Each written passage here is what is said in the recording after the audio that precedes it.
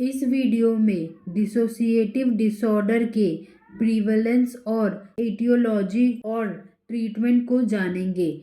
Dissociative disorder का प्रीवलेंस अभी तक पूरी तरह से नहीं जाना गया है। कुछ मेजर डिसऑर्डर्स की जानकारी दी गई है, जैसे एमनीशिया। ये लगभग 5% से 7% लोगों में पाया जाता है। फ्यूग ये बहुत कम देखने को मिलता है, लगभग 0.2% केसेस में। डीपर्सनलाइजेशन डिसऑर्डर लगभग 2% से 3% केसेस में होता है। डिसोसिएटिव आइडेंटिटी डिसऑर्डर ये पहले काफ़ी रेयर होता था, लेकिन अब ये 1% से 2% लोगों में पाया जाता है। कभी कभी ये सिजोफ्रेनिया के साथ मिक्स हो सकता है। डिसोसिएटिव डिसऑर्डर के कारण की स्टडी किया गया है, जिसमें बायोलॉजिकल और psychological, cultural and social factors और vulnerable personality and stressful life event शामिल हैं। पहला है biological factor. Biological factor secondary होते हैं, लेकिन कुछ केसेस में पर्सनैलिटी की कमजोरी और सजेस्टिबिलिटी के कारण ये इम्पोर्टेंट हो सकते हैं। कहने का मतलब ये है कि ये सारे डिसऑर्डर किसी स्ट्रेसफुल इवेंट के कारण होते हैं, इसलिए बायोलॉजिकल फैक्टर को सेकेंडरी बोला गया है। अब साइकोलॉजिकल फैक्टर जानते हैं। इसमें पहला है साइको एनालिटिक अप्रोच। इसमें सिगमंड फ्रॉइड का मानना था कि डिसोसिएटिव अनकॉन्शियस कन्फ्लिक्ट को छुपाने के लिए होती है।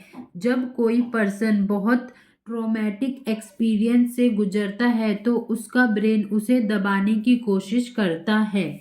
दूसरा है बिहेवियरल अप्रोच। ये बताता है कि डिसोसिएशन स्ट्रेस से बचने का तरीका होता है। पर्सन एक्सट्रीम स्ट्रेस से बचने के लिए डिसोसिएशन में चला जाता है। अगला है कॉग्निटिव अप्रोच। ये कहता है कि पर्सन की मेमोरी सिलेक्टिवली इफेक्ट होती है, जिसमें उसके सिमेंटिक मेमोरी यानी नॉर्मल मेमोरी पर कोई असर नहीं पड़ता, लेकिन उसकी एपिसोडिक मेमोरी यानी इवेंट्स की इंफॉर्मेशन रखने वाली मेमोरी को अफेक्ट पड़ता है।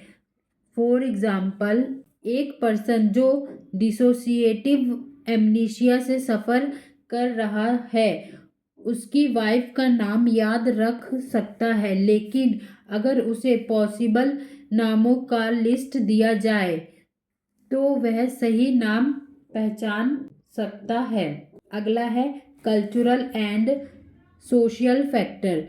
कुछ कल्चरल डिसोसिएटिव फिनोमिना को सहन कर सकते हैं, यानी भूत प्रेत जैसी डिसोसिएटिव फिनोमिना। इसके कारण उस पर्सन की पहचान में गड़बड़ी होती है। लोगों को समझ नहीं आता कि पर्सन है या फिर कोई आत्मा। कुछ संकेत मिले हैं जिससे ये पता चलता है कि स्पिरिट के रूप में dissociative identity non western culture में ज़्यादा कॉमन है। नेक्स्ट है vulnerable personality and stressful life events.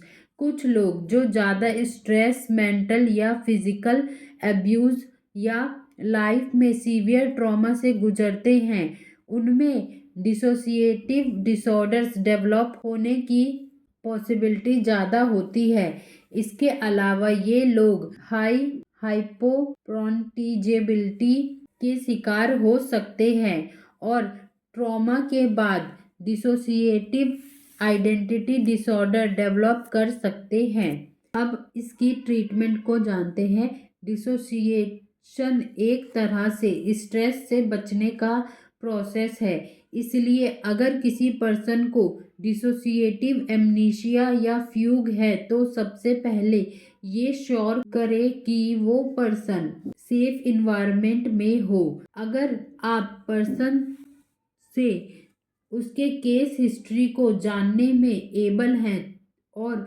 ये पता चलता है कि उसका स्ट्रेस का कारण एक घटना है, तो आप उसे उस घटना से दूर रखने की कोशिश कर सकते हैं।